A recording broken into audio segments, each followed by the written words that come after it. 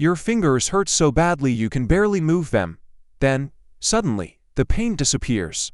That feels like relief. In deadly cold, it may mean your flesh has begun to freeze. You are hours from shelter, the wind is rising, and your wet footwear has turned rigid. Without metal tools, medicine, or rescue, one mistake could cost your toes, hand, or life. So what happened when an ancient human got frostbite, and what could the group actually do? The first answer is uncomfortable. We cannot diagnose frostbite in a Stone Age skeleton. Frostbite mainly destroys skin, blood vessels, nerves, and other soft tissues that rarely survive deep time.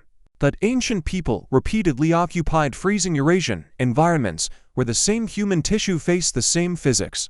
Their bones, tools, hearts, shelters, and clothing technology reveal how they reduced the danger. Modern cold injury science explains what happened when prevention failed. Your body protects its core first. Blood vessels in hands, feet, nose, and ears tighten. Less warm blood reaches the skin, slowing heat loss but sacrificing the edges of your body. At first, exposed skin may sting, burn, or throb. Fingers lose dexterity before judgment catches up. That matters because ancient survival depended on hands that could grip, tie, cut, carry, and make fire. As tissue cools below its freezing point, ice crystals can form outside cells and draw water away. Cold also damages tiny vessels. Blood flow slows, cells dehydrate, and the tissue becomes numb and pale. Numbness is especially dangerous because the warning signal disappears while injury continues. Wine accelerates heat loss. Wet hides, sweat, and tight footwear make the situation worse. A hungry, exhausted, or injured traveler also produces less heat and makes slower decisions. The group's best treatment began before freezing. Recognize the problem and stop exposure early. They could block wind with terrain, hide screens, cages, or a shelter built from local material. They could replace coverings, loosen bindings, tuck hands against warm skin, and keep moving carefully. These actions sound simple because generations of cold weather knowledge made them simple. Neanderthals had short, broad bodies that conserved heat better than long, narrow bodies. Their large noses may have helped warm and humidify cold, dry air before it reached the lungs.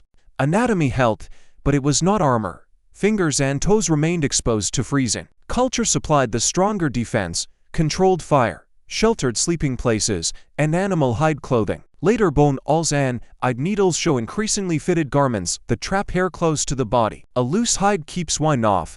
A fitted sleeve, mitten, or boot protects the dangerous gaps. Mittens are especially efficient because fingers share warmth instead of standing alone. Dry layers also matter. Sweat during hard travel can become a cooling trap when movement stops. Experienced travelers likely adjusted pace, layers, and shelter before numbness stole their coordination. But suppose one hunter returns with hard, white toes and no feeling. The group now faces a decision modern wilderness medicine still treats as critical. When to thaw. Frozen tissue is fragile. Rubbing it with snow or rough hands adds mechanical damage. Walking on a frozen foot can also crush injured tissue, although survival may force movement to shelter. Most importantly, thawing followed by refreezing can cause far worse damage. So if the camp could not keep the limb warm, delaying thawing might protect more tissue. Once safe from refreezing, warm water would be better than direct flame or scorching stones. Rapid controlled rewarming is painful. Returning blood can produce swelling, blisters, and severe throbbing. A prehistoric helper could observe color and sensation, but could not see microscopic vessel clots forming.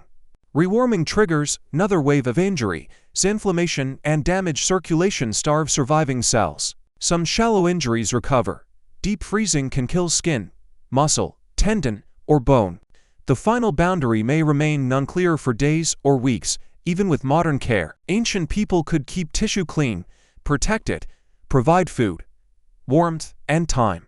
They could not dissolve vessel clots, give antibiotics, perform reconstructive surgery, or control severe infection. If dead tissue infected the body, survival depended on depth, location, health, and luck. Losing toes changed balance. Losing fingers threatened tool-making, hunting, sewing, and food preparation. Yet disability did not automatically mean abandonment.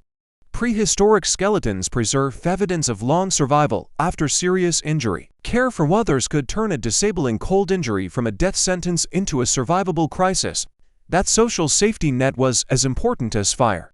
Someone gathered fuel while someone else stayed with the patient. Someone shared calories when the injured person could not hunt.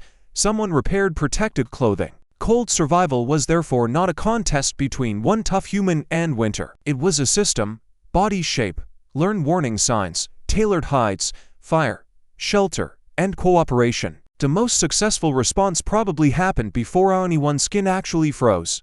Cover the face, keep boots loose and dry. Eat before travel, avoid exposed roots when weather turns. Watch companions for clumsy hands, pale patches, strange silence, or confused decisions. A person becoming quiet and confused may also be developing hypothermia, a more immediate whole-body threat. Treating a frozen finger while the body keeps cooling solves the wrong emergency. This is the deeper answer. Ancient humans did not defeat frostbite with a secret prehistoric cure.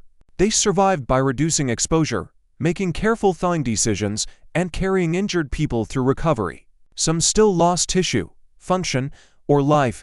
The archaeological record cannot give us an honest percentage. But every fitted garment, maintained hearth, and sheltered campsite records of victory before injury began. The real Ice Age superpower was not resistance to cold. It was knowledge shared before numbness arrived.